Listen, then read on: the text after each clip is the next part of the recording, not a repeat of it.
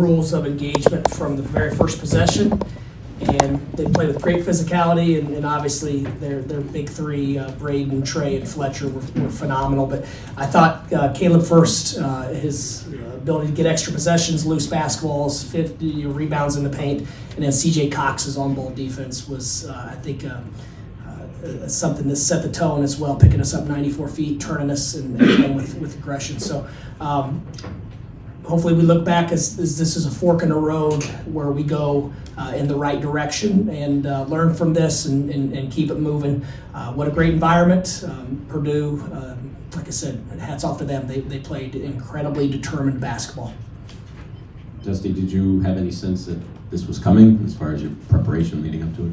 No, a few weeks ago, one of the coaches, maybe 3 or 4 weeks ago, I told one of the coaches that sometimes we're gonna have to be in one of the environments. I maybe even said Mackey Arena, where you just don't know how difficult it's going to be until you feel it. And this was the one. It felt different. There's a different level of energy. There's a different level of physicality. And as you guys know that follow us, that's been the theme here lately, especially with the traditional Big Ten teams. We haven't risen to the challenge from a physicality standpoint. And we're not there as a program quite yet, but we're going to be obsessed with getting to the point we need to, where we match the level of intensity and physicality in these games.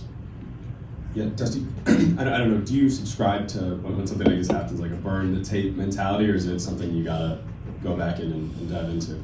No, definitely not. We're definitely not going to burn the tape. There are going to be learning lessons from this. The pace of our cuts, the pace we run the floor, our lack of communication in a very hostile environment. We just have to be better in all facets. I don't think we played well in any area tonight. So no, we're a growth program. We've got a long way to go. So I think if we burned the tape, we'd be burning a lot of really important lessons that hopefully we learned tonight as a group. So building on that, what is the message to the team? And if you say things went wrong, I guess what's maybe the most disappointing part of the disappointing night? The turnovers is obviously is a theme that we're just loose, we're casual. We've got to, I'll just credit Purdue, for example, the pace of their cuts and the angles and physicality which they screen with, they create advantages and they play off those advantages. So we have to do that better. I don't think we were physical enough on our blockouts. I don't think we played well in any facet, and like I said, Purdue was extremely determined for obvious reasons. They lose here every couple of years for a reason. So it's more the competitive spirit that we didn't play with that's most disappointing. Yeah. Dusty, you mentioned this a minute ago. How hard is it on a visiting team when you come into this place and then the first 2 or 3 minutes, a couple of things go against you and it just sort of begins, the wave starts to roll? How hard is it to play through that? We didn't respond well. I thought once things went poorly, we tried to go get it on by ourselves. And I don't think our intent was bad. I just think that's the experience of when that happens. We've got to really focus on doing it together, on taking what the game gives us and not trying to make individual plays. They had a good plan to take away our guys, the guys who have led us from a production standpoint, and we didn't counter that very well. Dusty, you talked about your timeout philosophy earlier this week. With the two you had, I guess you felt compelled to take early in this game. What was your hope for how the team would respond then in the moment? Obviously, we didn't respond very well to those timeouts. What was your message to them? During those timeouts? Yeah. It was a 40-minute game. I don't remember that particular moment. Whatever we needed to do better on offense and defense and in between. Yeah. Sorry, one more from me, Dusty. You grew up 110 miles south of here, like right down the road. And when we were talking to Trey earlier, you talked about we got to be ready with our hand signals, this and that. You've obviously played here, coach here. You know the drill. Did your team fully appreciate the magnitude of this? I don't know. I don't want to speak for them. Obviously, we didn't play well. Purdue played very well. And sometimes these things happen. We're not going to put our heads in the sand. Like I said, we're gonna learn from this, and we've got a lot of basketball to play. But as far as being ready for it, I don't think until you've experienced this But more than the crowd, I thought the players played with as much spirit and energy as the crowd did. I thought they had a different look than I'd seen on film at times, but not surprised. You better come in here with a hard hat on and a different mindset if you're gonna find a way to win. Take a couple more. You kind of alluded to it already, but just knowing that this team is coming off a loss, I mean, how much did that maybe change what you expected to see out of them and just the intensity?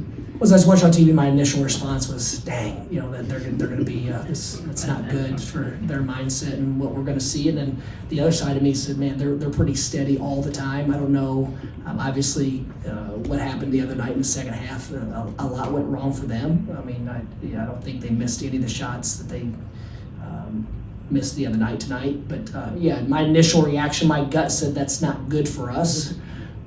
But once again, if we're going to be a championship level program, we've got to be able to rise to the occasion and at least match the energy and spirit of a championship caliber program, and we're not there yet.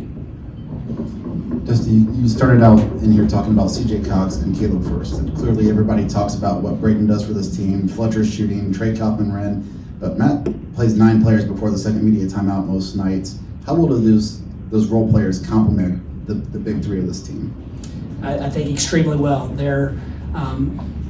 I think they're very confident in their roles and their place on this team, and I think their role definition is as good as any team that we've played all year. But I guess it's probably not as difficult as this some places because Braden's going to get 10 assists every night, and when you have a point guard that's making the right plays, it's keeping everyone involved.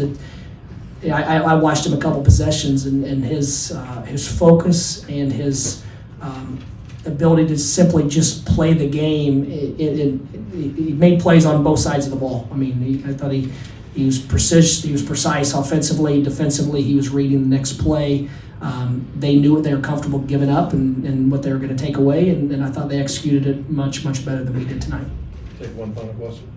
Dusty, just a minute ago, you said something about seeing a different fire or something from Purdue than you had maybe on film. Can you expound on that? Just what looked different or what you had seen before that they were better at tonight? They've been that way at times. I mean, there's a recency bias. I just watched Ohio State, and then I watched Penn State when they didn't play well, and I thought Penn State was extremely determined, and I don't know what led up to that, but I also saw them play extremely well against Alabama and some other games, but until you feel it in this environment, I mean, it was you couldn't communicate, you couldn't hear yourself when the crowd really got into it, and obviously that has an effect on athletics, on sports, basketball, whatever the case. So, it was more impressive than I thought, but it's been a long time since I've been in here. I've been on the wrong side of a few of these in this building. It's not fun. Coach, thank you very much. Thank you, guys. We'll have